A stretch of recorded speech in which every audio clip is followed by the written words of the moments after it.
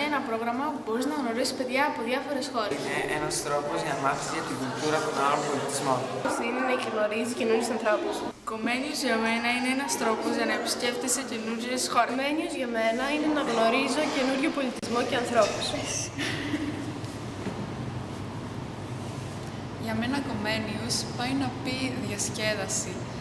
Το Comenius μας φέρνει κοντά με άλλους πολιτισμούς.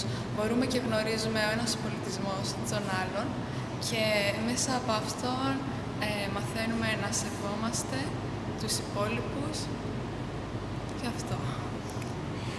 Για μένα Comenius είναι ένας τρόπος να γνωρίζεις παιδιά από άλλους πολιτισμούς και τις συνήθειές τους.